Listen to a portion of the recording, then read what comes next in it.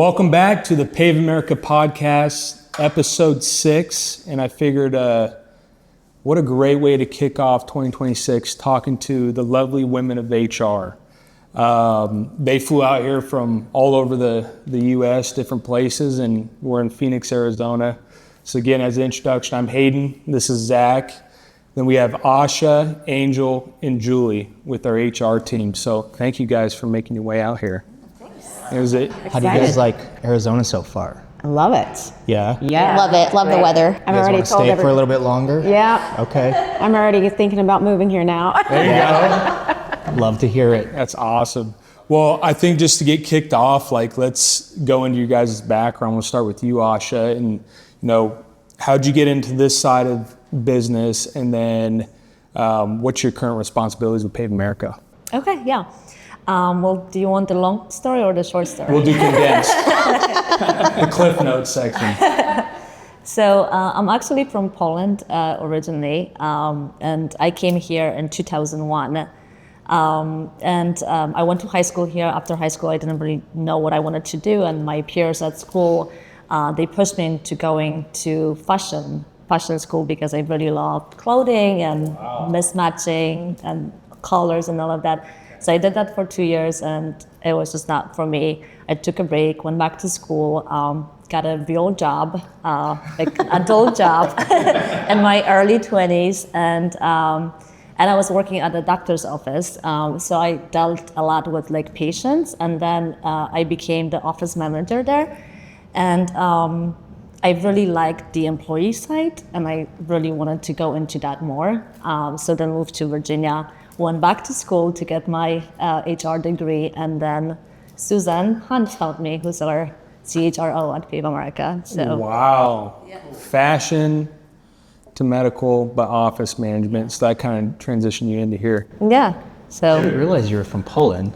Yeah. Are you roots are my Polish, right? dad's family is Okay. Polish. So, yeah. I didn't know that. Yeah. Like Zach's got a little crazy side to him. The Polish. It's the Spanish, the Mexican, Polish. Oh, wow. All over, yeah. That's awesome. Well, that's a great story. Angel, let's talk about you. Yeah, so I went to school for social work. I was very passionate about helping those in more vulnerable communities. So I did that for a bit and realized very quickly it was not the right fit for me full time. So I actually got into sales-based recruiting. So I did that for about 5 years and ran a full desk, had to work with clients, had to fill all of their roles, and eventually transitioned over to the corporate side so that I could work with people and really help people that wanted my help. So now I run talent acquisition, more of the subsidiary level of helping with all of their roles that they need. That's you said a key word there, want your help instead of need your help. Yeah, social work, it's a lot of individuals that may need help, but may not recognize that they need help. That's interesting. Yeah. Definitely. I can imagine. So you were naturally kind of put on this path, I guess, of being in the HR sector. Yes. Now doing talent acquisition, but I just fell into it accidentally. I applied for a job and they hired me. So I've just been in recruiting for 9 years. wow, that's a hard job too. And then Miss Julie, we're most familiar with Miss Julie. She's our direct business partner for National Pavement Partners, HR business partner. So we've talked quite a bit. Yes, we have. Yes. Actually, right out of high school, I got a degree in computer science and programming. And then I went into the military. A friend talked me into joining, so I did, which I've wound up in HR. And met my kid's dad, got out to raise the kids. Then when I went back into working on my career, HR kept finding me because of my experience in the military. So I thought, this must be my career path. So I went back to school, got my business management degree, and I've been doing it for almost 20 years now. Oh, wow. And I love it. I do. I didn't realize you got your business management degree too. That's awesome. That is really strong background. Yeah, and I didn't realize they had HR in the military. Yeah, it was called personnel then. I'm going to date myself. I worked at a personnel service center handling military records. Okay, awesome. Well, thank you for your service, and that's incredible. All kinds of different backgrounds, and HR is, especially in construction, is something that I think can easily be put on the back burner, you know, because for running the day-to-day business, you got not only sales and estimates you got to get out, but then you got all kinds of problems at the job sites, plants breaking down, guys showing up late, this, that, accounting, and all the million receipts that come in, and then HR kind of comes by the wayside. So with such a large company like Pave America with 30-something subsidiary companies and offices, how do you guys, from like a 30,000-foot view, try to consolidate HR processes into HR is one? big too. It can be like talent acquisition all the way over to like Training. all the way up to like compliance. Some HR departments even take it up to like payroll, up to a degree, I think, at like a local level, right? So Yeah, so Yeah, I can speak to that. So I work in HR operations, so I'm over benefits, 401k, systems. So we kind of, me and my team, Angie and Heather, shout out. there you go. Yeah, we kind of manage that for the whole platform.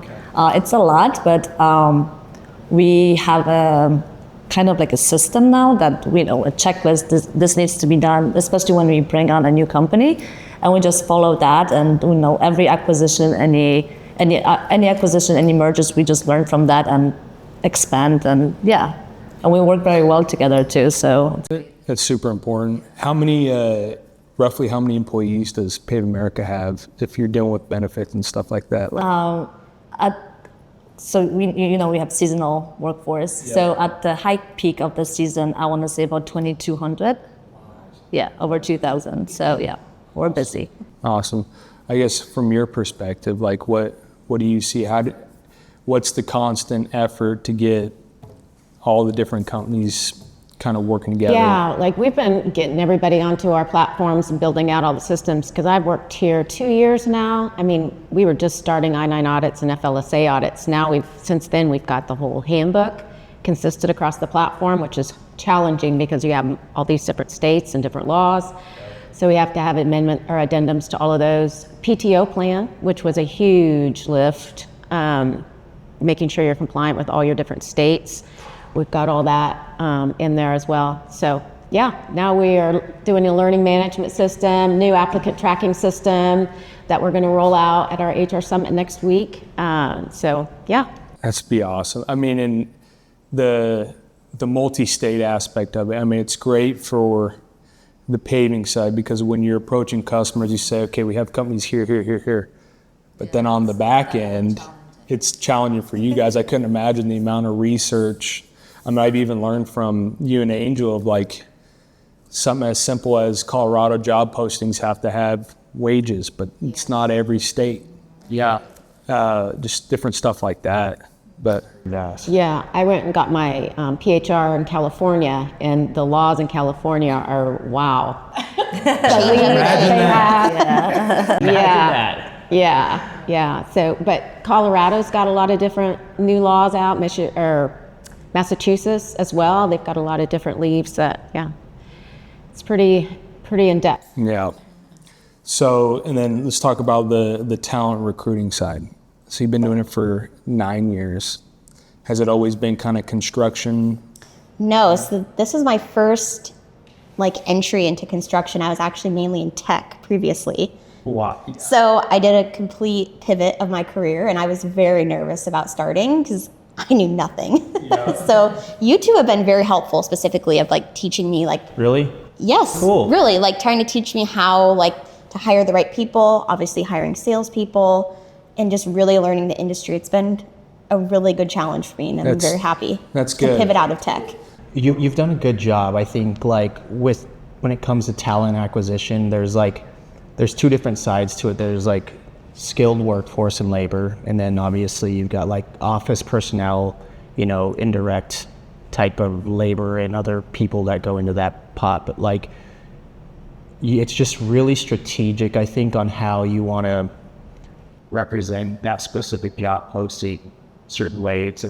I think that's one of the things that he and I go back and forth with at times is like, how do we want this job posting to read? How do we, like, what type of person do we want to try to attract? And I think you've done a good job of like being very flexible with us, because I'm sure you're probably like, I'm like, hey, no, let's change this a little bit, you know, like we need this and this and this, you know, and I know it's probably a little pain in the butt sometimes. No, I'm happy to be flexible.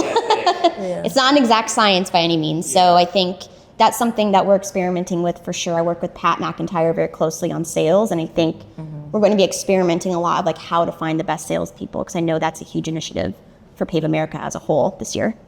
What department would you say is the hardest to recruit for if you look at marketing, sales, operations, accounting, and then the field? I would say just estimating jobs, and it's very challenging to find the right skill set. It is really difficult. We're getting to the point where I think we're going to start looking outside of the industry and just training. We're realizing even some of the people that we've picked up along the way, not everybody, a lot of the people that we have picked up along the way come with their own industry baggage or luggage to a degree, and so it's nice for us to, if we're able to pick up people and then train them, but that comes, there's a lot that goes into that too. So it is a tough position to find good talent in. Definitely. And, you know, very, very hard. Asha, on the benefits side, because obviously the benefits that Pave America chooses and the provider impacts thousands of people. How do you guys kind of vet and determine, okay, what provider is going to be best for us? Like, what are some key things you guys look for in determining that? Well, so, you know, last year we switched from Cigna to United Healthcare, yeah. And there was a lot of different factors that went into that. One of them was the network. United Healthcare just had a better provider network, in-network benefits, and of course the cost also. They gave us better pricing on that. So it's a lot. Before open enrollment, it's a lot of different analyses that we have to do. And we work with a broker too, of course, so they help a lot with that process, but yeah. I mean, because you got to think about it down from the regular person getting their check every week. Like if they see a big impact and big jump in their insurance costs and it takes a little bit more out of their check, it's hard to kind of comprehend the shifts. So we do try to, we have one plan that is the least costly for employees, and it's first dollar coverage plan. So what that means is that employees can go see like a physician, specialist, urgent care, and they only pay a copay. And they can get medication also with a copay. So it's great. It's an affordable plan for our employees. It's really, I think it's less than $20 a week from their check. And it has a high deductible, but they can still see a doctor. They can get their preventive visits, and it's all part of that. So to piggyback on that, everyone that I've had conversations with since we went through acquisition and then we've kind of went through our full term and switched over benefits 100%. Every single person I've talked to is like, it's some of the best we've ever had. So you guys are doing a really good job with that. Thank you. I know for us in the background, I'm like, we go to interview people, I'm like, I don't know, but I know it's good. So there's people to talk to, I know it's good. And so thank you guys. It helps us a lot. Again, it's so important with like having competitive benefits. It's so important for recruiting, retention, engagement, all of that. So it's a huge selling point, because when you're interviewing candidates too, especially if you find the right one, you know, when sometimes it has to turn into, we got to sell them, because good talent wants to find like the best companies to work for. And so obviously everyone's throwing money at them, but there's a different sell. It's, you know, what's the company looking forward to achieving? Obviously pay, compensation is important, benefits are important, but there's so much more to that. So culture is huge. It helps tremendously. So Julie, on your side, like you're HR business partner. So you help out with, how many companies do you I have approximately 10, I believe. Yeah, we just acquired a new company in Dallas, and then I'm going to hand off some of mine in Wisconsin because we're moving west with our acquisitions, and I'm what's considered central time zone to the West Coast. So Oh yeah, yeah. I have a lot in Texas, Denver, of course, you guys, Kansas. I've got a company in California as well. So yeah, and then I partner with the presidents and the local HR people to, protect the assets of the company, basically. Yeah. So like on a day-to-day, what does your kind of day-to-day look like, and how do you, obviously the goal is to protect the assets of the company, but let's get a little bit more into the weeds. Like, what does that kind of look like? I have weekly calls with all my HR people, going over any issues that they're having. And then we have the HR escalation requirements. So all of the HR reps, local reps, they have to escalate various issues that they may have. Can't terminate anybody unless they go through me, so I can vet it, make sure that there's no legal risk going to happen. This company's not going to get sued. And there's several different things they bring up to us. Anything, if anybody's talking about a lawsuit, they bring it to us, we handle all of that. Interview any of your accounting or people that have hands in the payroll system. We have to interview them as well. And right now, the initiative for the first quarter is we're doing anti-harassment, sexual harassment prevention training. So I'm going around doing that at all my locations. Yep. Ours is Friday. Yes. Coming up. I was going to come last week, but that didn't work out. Now I've been traveling so much, I have to do it virtually. No, that's all right. It works out. What would you say is your biggest uphill battle that you face with working with subsidiaries like us? Some of them, they think of HR as the police and they're just going to tell them no. So it's really hard for me to try to teach these presidents that I'm your partner. So if you have a problem, don't lie to me about it. Just be completely honest about everything, and we will find a solution to get where you want to go. That's a good way of putting it. Yeah. And that's what we were talking about earlier before we started this podcast, is there's a big perception of HR. Don't tell HR. Make sure you don't tell Pave America. We hear that all the time. And I'm like, no, come to me. I'm your partner. I'm here to help you. For sure. Most things come up anyways at some point or another, so you might as well just kind of... Yeah, it'll come out. It'll come out. So. Yeah, for sure. Zach and I early on, Zach was part-time HR. I had a little bit. Tanya had a little bit. Yeah. It was... And convincing new companies too that you do need an HR person, and this is a good thing. Like just our new acquisition here, I have been in this business 18 years. I've never had HR. Why do I need HR? But now they're getting it. They see a true HR person in their business, and they're like, "Hey, this is great." They see the value. Yeah, we're really starting to see. We're to the point where we're like, this has to happen for us. Like a sole person that is devoted to it, and not just like a slot receiver that does, this and this and this, it's just growing into that, because I think some companies that are, 5, 10, even up to 15 million at a time, they've got an office manager, that person probably runs some HR duties, calls himself, is HR, so to speak, and then, you get up to 20 and you're kind of and then you kind of grow into where you have to have that person in-house. That is kind of devoted to it, at least from what I've seen, in my perspective. Yeah, because lawsuits are expensive these days, and people are litigious right now. So Yep. Yeah.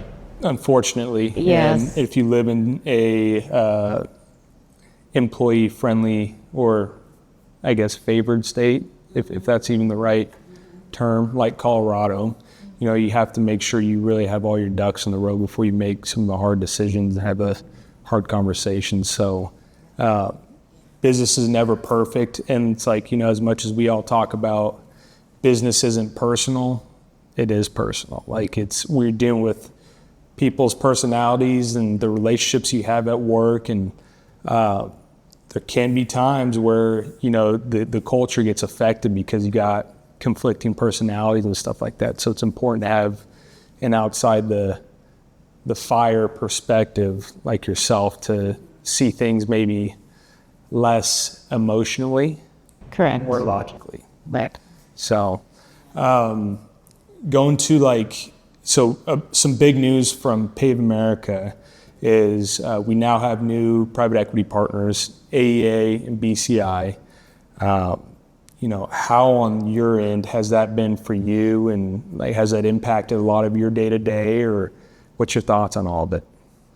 It hasn't really impacted my day to day, but I know that it's a good thing. Yeah, but I know that our leadership at HQ has been impacted big deal, especially Susan Hunt. She's been involved in a lot of different things and projects and changes and initiatives that they're doing. So Awesome. Well, sometimes I know mainly the Pave America leadership does have a lot of changes that come to them, but I'm glad to see it's not doesn't impact a lot of the day to day. What I like so far is I know, like you said, it's kind of affected C-suite to a degree more than it has us. They've done a good job of keeping the ripples managing that, this level. Exactly. We understand that there are changes that have to be made, but also they've done a good job, I think, of kind of managing them up to, keeping them as minimal as possible, which keeps us doing what we need to be doing, which is placing asphalt. So it is, isn't it? That's the main one of the main goals. Obviously, safety, placing asphalt, making sure everyone's happy. There's so much that goes into it. The Pave America did an employee survey recently. I participated, so I don't know if my comments are in there. But what I like to see and hear from you is some of the good responses that that you guys have received, just to show everyone what Pave America is like, because more and more, and we see it, contractors against contractors. It's the private equity battle versus the non-private equity battle, and everyone thinks everyone who sells out to private equity is doing a disservice, and it kills culture. You're just cutting everybody. People are losing their jobs.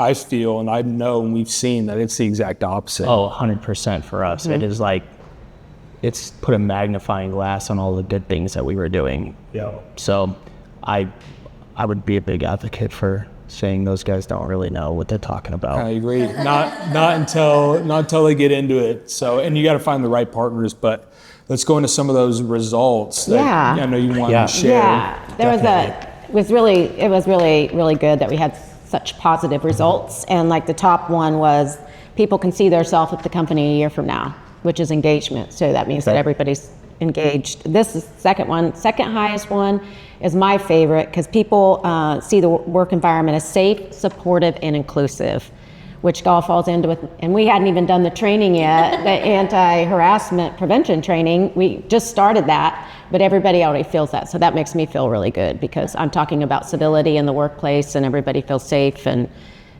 acknowledge all of them. So great feedback. I don't know if people know, I'm sure everyone who's listening to this podcast is in construction to agree, but construction cannot be a civil and inclusive place at times. And I think that's also the culture we thrive to. This is the culture we want. We want to be safe, inclusive. That's, people-centric. That's who we are. Yeah. Yeah. And I think just sell, it's a great place to work. So it's a really good recruitment tool to use. It makes your job a little bit easier too. And then, that opens up, even going back to the recruiting side, the culture is a big thing. Every interview I ask is, what's the culture like? And that's always a hard question to answer, right? I say, if you want to be part of something that is constantly growing, evolving, changing, and adapting, we're the place for you. That's a good response. Yeah. If you want to go to do your job, have the same expectations year over year, you don't like change, we're not the right place for you. Yeah. So, and that's just NPP where we're at. What would you say? What's your... it's the same thing. It's if you're coming in here thinking you're going to kind of do things the way it's done that, it's just, I think we can appreciate skill up to a point, but we have a really good team. Like, it takes a long time for people, like teams and organizations, to play good team ball. We're really picky now on like who we bring in, because I think we don't want to mess that up. You know, like Definitely. it can It's go important. away with the wrong person. You know, like one bad apple, you know, can kind of cause a lot of problems for us. And so I would say we see that across the group, though, you know, and not to say that there hasn't been any like ripples. There probably has been, but like leaders in certain areas have stepped up and also like really taken upon themselves, like at a regional level, to help iron those out quickly, which is good for us as presidents, because you want to be a part of a group that's consistently strong and not just strong in an area or a region. Like, and I think like that's where I'm excited for us, is I can tell we're just becoming like stronger and stronger.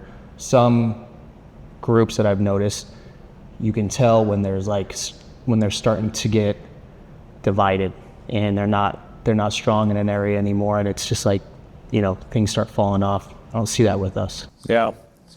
It's been fun to watch that for sure. It hasn't always been easy, but the one thing I'll say is like we fell in love with Pave America and everything about it because what we were just talking about earlier, the growth and the opportunity. So paired with the right mindset for any subsidiary company or potential company that wants to join the platform, like that's super important and can be enticing, because that's all Pave America's goal, is to continue to grow.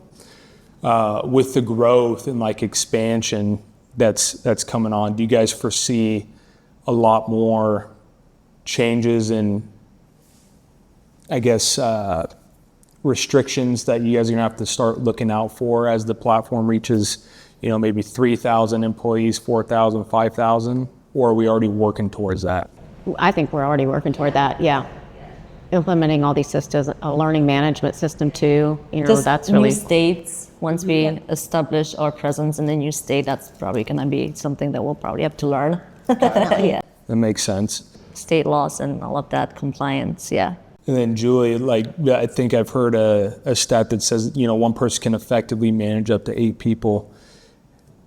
How many companies or subsidiaries can one HR business partner, a regional, effectively manage, do you feel?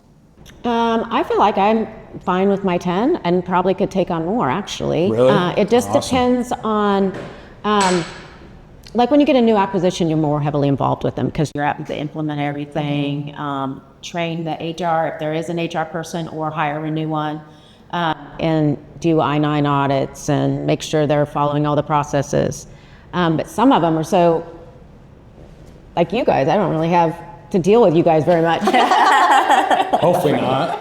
It's nice to hear. I love recruiting for you all. You guys are such Yeah. great to work with. Yeah, and if I have a really strong HR person there, then they'll just call me once in a while and say, hey, I've got this issue, how do I handle this? And I'll guide them on that, instruct them on how to handle it. But otherwise, they're a well-oiled machine. So. You've done a good job of helping us understand, though, too, I think. Like before we were acquired, I know we had some stuff we had to tighten up within ourselves and just like exposure that we probably didn't even realize. So it's helped us, understanding along the way. Probably made us a lot better in that area. 100%. Angel, what's your favorite recruiting question when you're doing initial phone screenings? Oh, that's a tough one. That's a really good question to ask. I know. So, I mean, I'm going to steal it. Okay. So I want to know. I mean, my approach in recruiting, whether I'm helping hire a superintendent or a CFO level candidate, I am who I am. This is how I talk to candidates and try to make them feel comfortable. So I do try to build a rapport and get to know a candidate. So I always try to ask, like, what do you like to do for fun? And then I can kind of remember that throughout their process and then really build that relationship, because a lot of companies aren't doing that throughout the recruitment process. They're treating them as just a resume and putting them through this process and really losing the human element. Is there an art to looking at resumes, you think? Like, is experience and what's on the resume, will that paint the entire story of that person? No, not the entire story. I think it's very important to, get someone on the phone or meet them in person and really talk about their experience, because it's not always black and white how skills transfer. So I think it's really important to look beyond a resume, especially if you're hiring for someone in sales per se. They could have different skills that maybe aren't on the resume. So I totally agree with that. And I think you look at, okay, it's really just kind of at the skill level. Like for us, maybe a door-to-door salesman for pest control, roofing, whatever, solar, they have a certain fear or a lack of fear in some sense. Because door-to-door sales is probably the hardest sales role to do. So for us, that's like, oh, great. Like this person, we can send them and they could be what we consider in the sales world a hunter instead of a farmer. So a farmer cultivates their own, business given leads and opportunities, and a hunter goes out and gets their own. So there's a lot of different things to look at that aspect. Definitely. I always try to find those individuals in sales who are not afraid to pick up the phone, not afraid to talk to individuals face to face, because it's a special skill. Yeah, 1,000%. Do you guys have any funny HR stories? Anything crazy? I can tell a funny one that was business travel. Yeah. So I was traveling one time, and I was at XNA actually in Fayetteville, and going into the store, where you have all your food, your drinks, books, luggage, everything. And, full disclosure, I have a problem with trying to find the perfect luggage all the time. It's got to have the perfect pockets. It's got to be cute, all of that. So I was walking out, and I was like, oh, it's like this perfect luggage set, perfect, the matching top. It had the hook, it caught onto the handle, all these compartments. I was like, I'm excited. Ooh, I can't wait. Yeah. Spinning it around. I'm like, and I opened the compartments. I'm like, God, it's got an eyeglass case in it too. And then I opened another one. I saw some stuff in there, and this guy goes, that's my bag. I was mortified. I went, I'm so sorry. Like, is it for sale? I know. I was like, I thought it was for sale. It was bad. Oh my gosh. That's awesome. That's hilarious. Sorry. That's good stuff. That threw me off guard. I didn't know where you were going with that. How about you? So you can probably appreciate this. You know a lot of people, obviously, in the industry. So when I was in sales-based recruiting, I was working for different clients, and I was helping a property management company fill a pretty specific role. So when I was selling, on these candidates, I would always do reference checks. And so I wouldn't know who is who if the person I was talking to was actually John Smith. So they ended up wanting to offer this candidate, and they're like, hey, did you do the references? And I'm like, yeah, I did. Here are they. And so they happened to know someone that they listed as a reference, and they had no idea who the candidate was.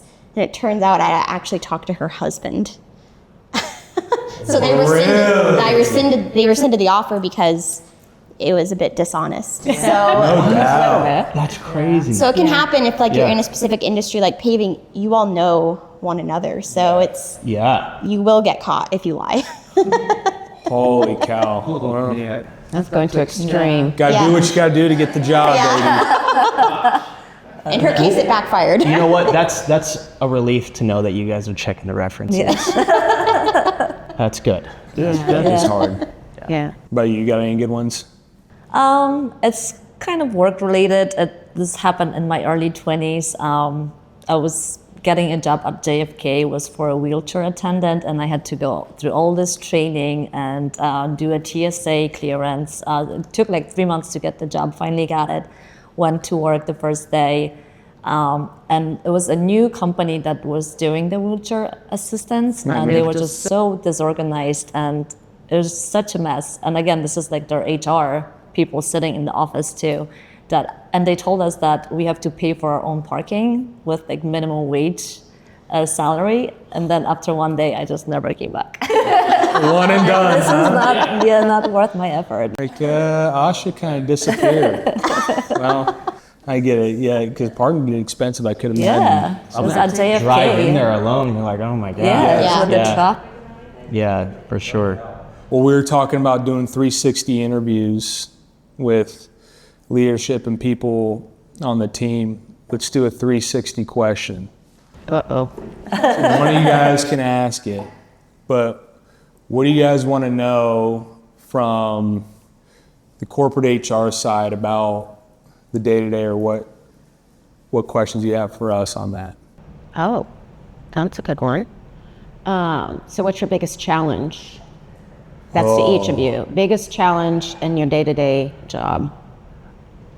I think the biggest challenge for us is probably having people stick to what they say they're going to do. Like the way we have things laid out. You know, like I'm a perfectionist on certain things, and so like when I see, like if we have a project that's going out and it's like supposed to be on site by 7 a.m., like be on site by like 6:55 at the latest type of thing. And so I think we're at the margin of error that you have to have in this industry. And I think like the challenge for me is sometimes in my head of like, okay, it's just real life. So like things happen. I think that's one of my own challenges that I go through in my head and in my space. Like it's construction and there are going to be things, but that's my own personal. What's yours? Yeah, I would say for us where we're at right now, so we launched the 2 divisions, Phoenix and New Mexico.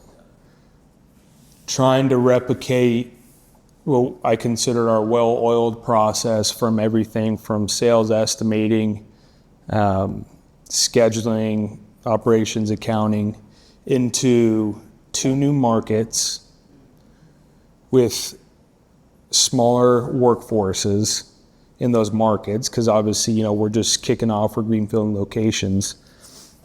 Trying to figure out the best way to do that and make the whole machine work has been extremely challenging. So, because I can't expect, you know, what we're doing in Colorado with superintendents, foremen, operations managers to work the exact same if we don't have the same layer of personnel. I would say that, and then communication too, right? Because in the day-to-day side of being an operator running one of the subsidiaries, there is so many problems, which is a big thing why I love the business. So much stuff that comes up that you can never plan for, guess. Like we have some wild stories of like random stuff that has happened. And how do you build a process around all the what ifs? Sometimes you can't. Who do you talk to? How do you handle it? Like there's a lot of the unknown that comes up. And so focusing on what we can control now and understanding that there is going to be the what ifs will keep us all more sane throughout. But it's easy to go down like a rabbit hole and feel like a little bit of organizational chaos when certain things happen. So, I mean, Zach and I kind of always feel that. We always talk like kind of one of those moments, you know, that's coming where it's not everything's going wrong, but you just feel things get a little crazy. So you always got to kind of check it and fix it. Sure. But I got kind of like what I was saying the first time, probably would piggyback off like up to that as well too, where it's like you have a vision of how you want things to be executed. And just in this industry, it never is exactly the way you plan it. And maybe that's why I'm addicted to it. It never gives you exactly what you want. I'm like, we're going to get it right 100% of the time. But you know what? I think that's the fun part about our industry sometimes too. You know, like we like to climb mountains and conquer things, and this is certainly a task. And that mountain never stops growing. No, it doesn't. But the reward is so wonderful at the end. Fun. So it's kind of like our acquisitions, what you're talking about there. And then we do acquisitions. You said, I love bringing our organization to chaos. I love it. Yeah. And problem solving. So that's why I get really excited when we get a new acquisition. But that's similar to what you're doing too with your new divisions. I mean, I could imagine you see, because we talked with multiple paving companies. I mean, there's guys that are still very old school in things and have maybe no processes built, no chain of communication.